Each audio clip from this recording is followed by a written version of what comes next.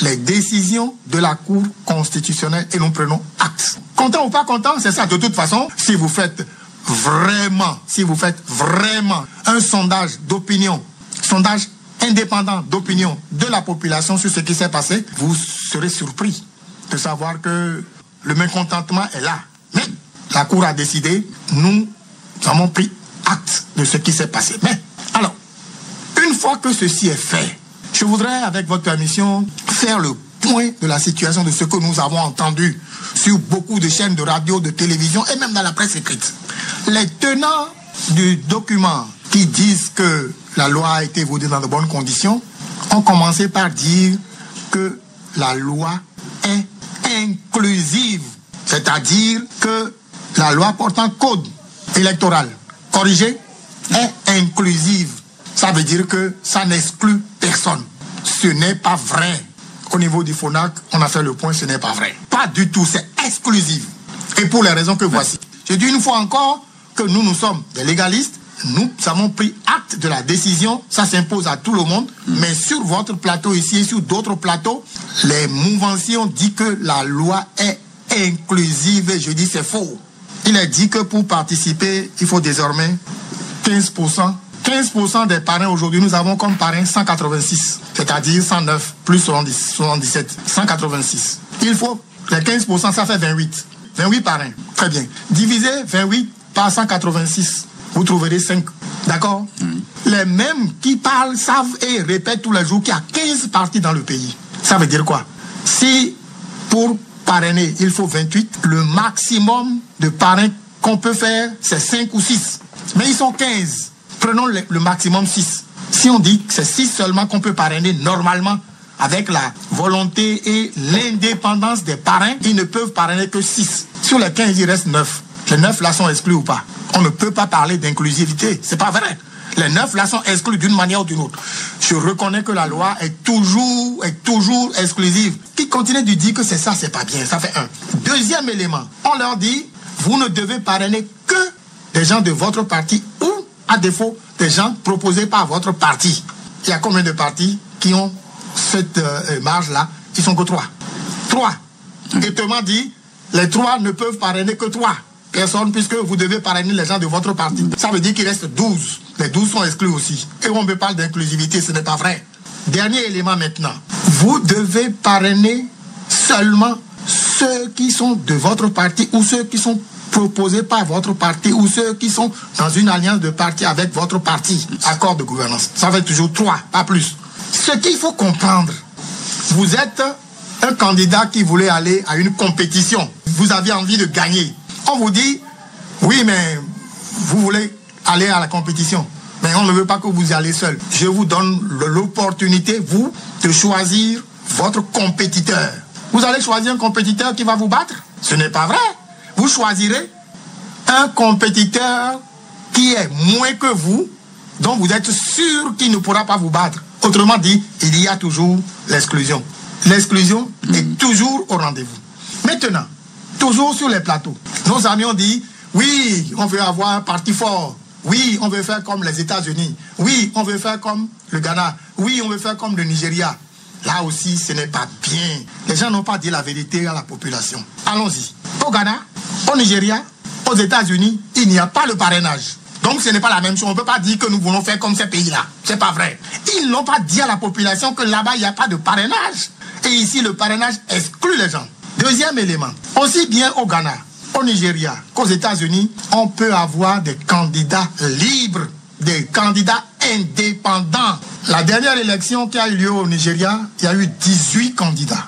La dernière élection présidentielle qui a eu lieu au Ghana, il y a eu 11 candidats. La dernière élection qui a eu lieu aux États-Unis, tenez-vous bien, il y a eu 1225 candidats. Les gens ne sont pas au courant parce que les deux partis forts, à savoir les partis républicains et les démocrates, ils ont l'argent nécessaire pour communiquer, si bien qu'on n'entend pas les autres. Et au finish, il y a eu 9 candidats. Des indépendants, des écologistes, des ceci, des cela. Et c'est les deux qui avaient les moyens financiers forts qu'on a retrouvés dans le lot. Donc, ne dites pas que nous voulons faire comme les États-Unis, on veut faire comme le Ghana, on veut faire comme le Nigeria. Je continue. Au Ghana, vous savez combien il faut comme caution pour un député. Le député qui est candidat, sa caution, c'est 500 cédis. 500 cédis. $1 américain fait 12,90 cédis. 12,90 cédis. Autrement dit, le montant de la caution pour le Ghana, pour être député, ne fait même pas 50 000 francs CFA. Ça fait combien ici? 3 millions pour les dernières élections. Il paraît que maintenant on a diminué un peu, ça fait 1 700 000. Les pays qu'ils ont cités là n'ont pas mis 3 candidats. Et ces pays-là sont bien en avance sur le Bénin. Si vous prenez par exemple le cas, n'est-ce pas, au niveau de la CEDEAO, sur les budgets, vous trouverez que la Côte d'Ivoire est au numéro 1, le Sénégal passe, le Ghana passe avant le Bénin. Et tous ces pays-là qu'on a cités pour dire c'est comme ça, c'est comme ça, c'est comme ça, ce n'est pas vrai. Donc, nous, au FONAC, on a fait le débat. Nous avons discuté entre nous et nous avons estimé qu'il faut ouvrir le jeu pour que celui qui estime qu'il a un projet porteur pour le Bénin puisse se présenter devant les élections. Tiens, je continue. Oui. On a officiellement autorisé 15 partis politiques au Bénin. Ça, tout le monde le sait. Autre chose, nous crions ici que bon, nous voulons faire comme le Ghana. Nous voulons faire comme ci, comme ça. Vous savez combien de partis politiques il y a au Ghana? 25. Nous, on est à 15. Et on refuse, je pèse bien mes mots, à 12 de se présenter devant les électeurs. Mais celui qui a constitué son parti politique, qui a respecté les lois de la République, qui a eu le récépissé de création de son parti politique, il n'est pas venu pour aller vendre la tomate. Mais voilà que vous lui refusez d'aller se présenter devant les électeurs pour recevoir leur voix et leur dire allez-y. L'information est le premier pouvoir. Vista News. Je vous ai dit que c'est dans la même ligne de la question posée par M. Arossi, que nous sommes dans un état de droit et qu'il y a des institutions chargées, donc en son temps, de voir un peu de près ces questions-là. Mais pour ce qui me concerne, l'article 81 de la Constitution dit de fixer les choses au plan national. D'accord? Alors, si vous fixez quelque chose par circonscription électorale et qui est valable pour tous les départements, donc vous le fixez au plan national. Quelle que soit l'unité que vous prenez, vous le fixez au plan national. Encore que les élections législatives ne se déroulent pas comme la présidentielle, avec une circonscription nationale. Ça se fait par circonscription législative. On a fixé un seuil par circonscription législative qui n'exclut aucune autre circonscription législative. Pourquoi vous ne voulez pas voir les choses dans ce sens aussi? Ce qui est fixé, c'est 20%, mais 10% encore, d'accord. 10%, les 10% sont restés. Avant, par le cumul des suffrages exprimés sur toute l'étendue du territoire, on avait 10%, d'accord, pour apprécier l'envergure. Mais vous comprenez que ça ne suffit pas. Vous pouvez avoir les 10% en étant localisé dans 2 circonscriptions, 3, 4 circonscriptions électorales législatives du pays.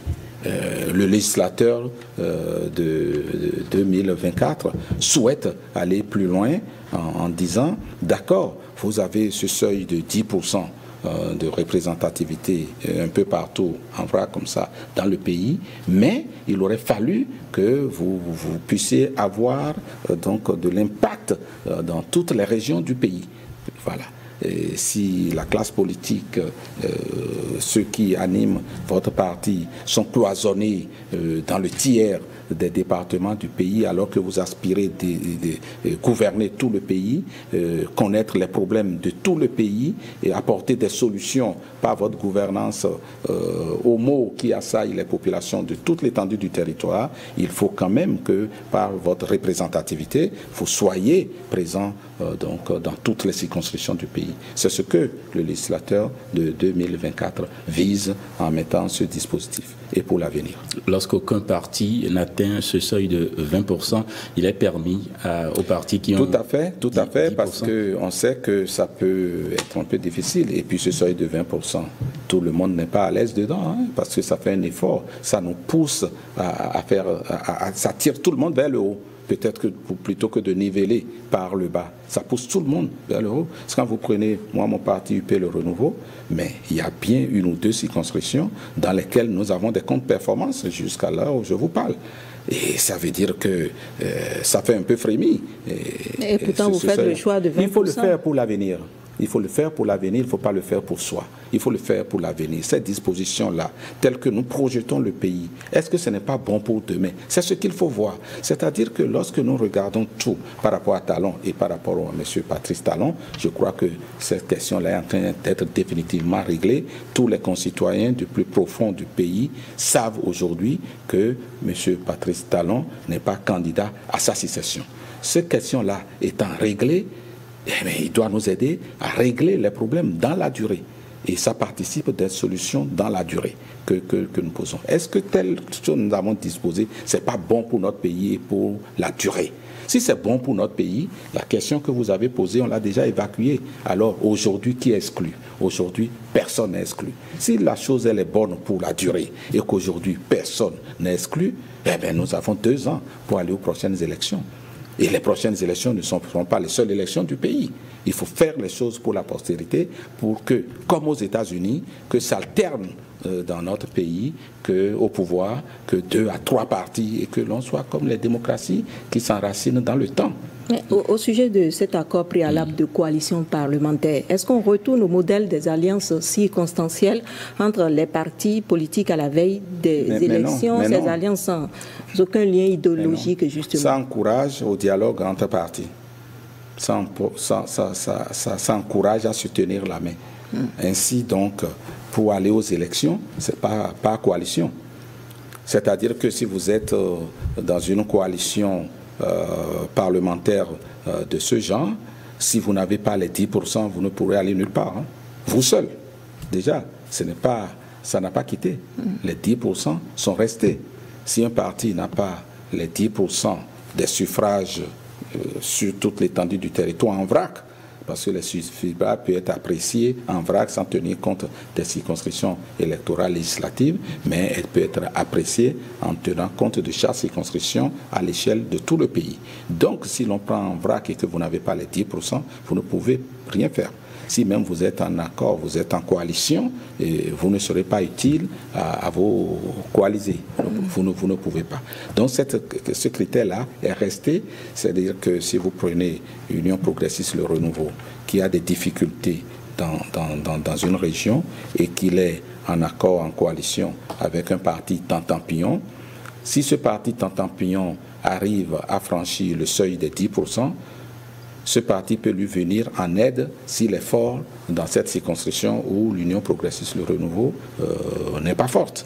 Mais donc, il lui a fallu un accord de gouvernance préalablement déposé à la Sénat. Ce n'est pas après qu'on découvre qu'on a un accord. En l'absence d'accord de gouvernance préalablement établi. Si en absence d'accord de gouvernance préalablement établi, et que personne n'atteint le seuil. Un parti qui bute dans une circonscription électorale législative, ce parti tombe. Et si tous les partis butent? Si tous les partis butent, l'élection est infructueuse. Il faut reprendre. Qu'est-ce qu'on fait dans ce cas? On reprend. Toute l'élection? Toute l'élection. Il ne fallait-il pas prévoir cela dans le code? Parce que les accords peuvent ne pas se nouer. Oui, les accords peuvent ne pas se nouer, d'accord, mais si les élections sont infructueuses, les mécanismes sont là. Il y a la Cour constitutionnelle qui va indiquer si le vote n'aboutit pas et qu'on n'arrive pas à avoir un parti qui tranche de façon sérieuse. Cela voudrait dire et montrer à l'opinion qu'il nous reste du travail à faire. En ce moment-là, la Sénat va s'en référer à la Cour constitutionnelle et la Cour va demander de reprendre. Quand on fait référence au taux obtenu par les 2 partis de la mouvance lors des législatives donc de 2023, en cas d'accord, on a bien une idée du schéma que cela peut donner. Mais, en cas d'accord. Oui, en cas d'accord entre les 2 partis, UP, le Renouveau et le Bloc républicain. Le troisième parti politique, l'opposition parlementaire, vous le voyez faire accord avec quelqu'un pour réussir ce tour de force-là. Et justement, ces partisans crient à l'exclusion. Pourquoi? Je vous ai dit que dans les dispositifs, personne n'est exclu au départ. Personne n'est exclu. Et nous avons 2 ans. D'accord? Vous avez cité 4 partis tout à l'heure. Le 4e parti qui détient quelques parrains est de l'opposition, par exemple. Et déjà, à l'intérieur des blocs, je vous ai dit que ça incite au dialogue. Si déjà à l'intérieur des orques, on a des signaux d'exclusion entre blocs, il est évident qu'on se crée des difficultés. Et c'est ce que le code vise à décourager. Quand on est entre blocs et tout ça, il faut fédérer les énergies, et il faut dialoguer et il faut se tenir la main. Au chapitre 2 du nouveau code adopté, surtout sur la désignation des maires et adjoints, pourquoi de nouvelles dispositions? Et puis, en quoi contribue-t-elle à un meilleur fonctionnement du système politique béninois et au renforcement de la démocratie? Les maires et adjoints, il n'y a pas de nouvelles dispositions, c'est ce que je vous ai dit tantôt. Ce sont des dispositions contenues dans la loi complétive, dans la loi interprétative. Qui a été parce qu'au lendemain, incorporé, oui. Donc voilà, entièrement.